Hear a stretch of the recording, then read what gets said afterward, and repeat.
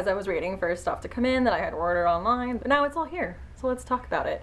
The first section of this video is going to be books that my husband bought me for Christmas because he's the only one that bought me books. He did such a great job with the books he bought. Like, I am so happy.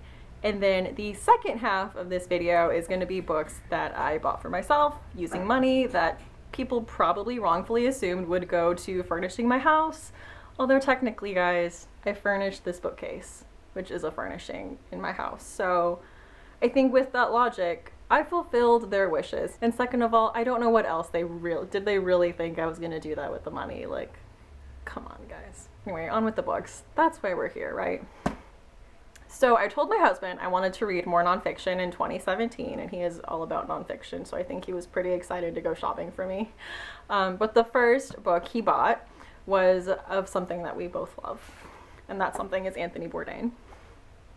So this is Kitchen Confidential. I think this was his first memoir, and in an interview recently he said that this was kind of the memoir that shot him into fame and kind of put him in the place where he is right now, just with his sardonic tone. You know, it isn't all like happy fluffy about the food industry. He's just very real and raw. So I am super excited to get to this. I absolutely love Anthony Bourdain. My husband and I have watched every show he has ever done. So yeah, I'm planning on getting to this soon. I want to pair it with the audiobook because I'm pretty sure he reads the audiobook. The next book he bought, I mean, isn't really technically a nonfiction book. It's a cookbook. But it's Anthony Bourdain's cookbook. It's his new cookbook, Appetites, and I am so excited to read it because I love Anthony Bourdain, and come on, guys. How can I not? Okay, I have a crush. It's a small crush. It's totally fine. But I was reading this book, and I really love it because like, some of the pages are just his rants about food, about like the wrong way to crack an egg or the wrong way to make scrambled eggs. Okay, I've only read the breakfast sections, but I just absolutely love it, just hearing his voice throughout all the little pages, and it does have some interesting recipes. This is a very approachable cookbook, he said, so definitely looking forward to making some recipes from here. The next book my husband bought me was one that I had told him I wanted to buy, but it was a newer book, and I just have a really hard time spending like new release money on like new release books, so he did it for me. But anyway, this is The New Jim Crow, Mass Incarceration in the Age of Colorblindness by Michelle Alexander. And this was a book I had seen around, and then I saw it around BookTube, and I think it's about a very important topic. I am I don't want to say excited to get to this because it's just about such a sad subject, but I think it's something that is necessary to educate yourself on. So I am looking forward to reading this and hopefully doing a separate review just for this book. The next book my husband bought me was also one on a sad and difficult topic, but it's a book I've been wanting to read for a long time, and that is Columbine by Dave Cullen. This is a book I had heard talked about for a while, and I had heard nothing but great things about it, especially on the Literary Disco podcast, which I'm all caught up on now. And all of them love it. They said actually this was kind of the book that brought them together, just their love for this book and how well it was written and how thoroughly it was researched. And they compared it to Truman Capote's In Cold Blood. So I am really, like I said, the same thing as the Jim Crow. Like, I'm looking forward to reading it. I know it's a tough subject, but I've heard so many people say it's such a great book. And I am planning on reading A Mother's Reckoning as soon as I finish this one. I really love this cover, just this like minimalist, stark cover. You know, if you've read this and what you've thought about it, if you've read it. Actually, just all the books. If you've read any of the books I'm talking about, please let me know what you thought about it, if you like them or not. This is part 2 now, so these are the books that I picked out and ordered online or at bookstores with my money. The first one, shocker, is also a book they talked about on Literary Disco, but that I had been eyeing way before they had talked about it on there. Because the premise is morbid. It's like kind of horror. I don't know if I'm not sure if it's classified as horror or if it's just, you know, a morbid book. But I knew it was definitely one of the inspirations for the Freak Show season of American Horror Story. And this is Katherine Dunn's Geek Love. This is about a very messed up family. When the mother is pregnant, she drinks like toxic materials in order to have disfigured children so her family can have they can run a freak show. So just messed up on so many levels.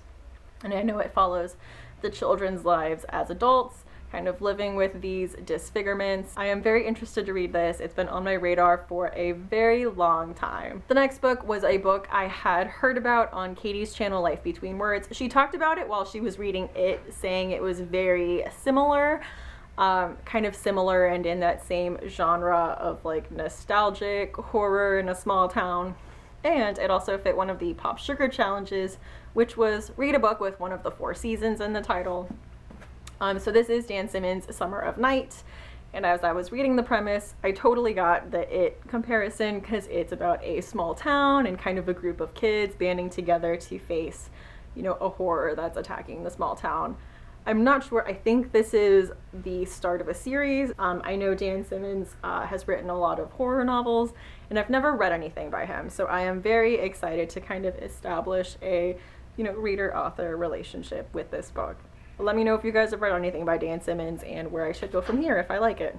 The next book I bought for myself was one I had been excited about for a really long time. I've been wanting to read it for forever. Smoke Gets in Your Eyes and Other Lessons from the Crematory by Doughty. This is her memoir, partially her memoir and partially about the death industry. It is her memoir kind of working at a crematorium and about American view of death, and I'm just really looking forward to get to this. I just finished reading Stiff by Mary Roach, so I'm kind of on a weird kick about that right now, but I'm really excited to get to this. Everyone that I've seen read it has really liked it. A lot of people have given it 5 stars. It was on a lot of favorites lists this year, so I am really excited to get to this. The next book was, shocker, another literary disco book, and this is John Darnielle's Wolf in White Van. I know the premise is about a boy who was disfigured. I'm not sure if he's bedridden. I'm sure all that will get cleared up when I read the book.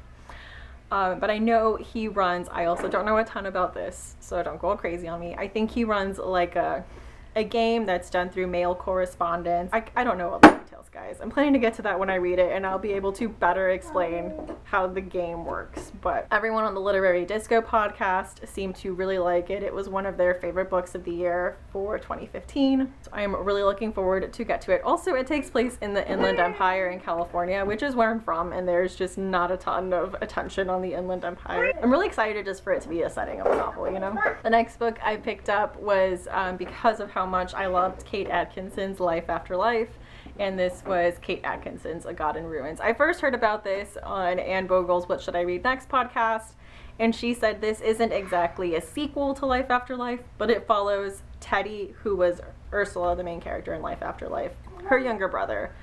So it's kind of, I don't want to say a spin-off, but I mean, it's the story of like a minor character from that book. So I am really excited to get to this. I already have a buddy read planned for February with Dan Martin, so I am really excited to get to this. It's a little big, but I have an audiobook for it ready just to pair it up. So I am really excited to get to this. Anyway, guys, that is all the books I got for Christmas. What was your favorite book you got for the holidays? And again, thank you so much for watching, and I hope to see you again soon. Bye!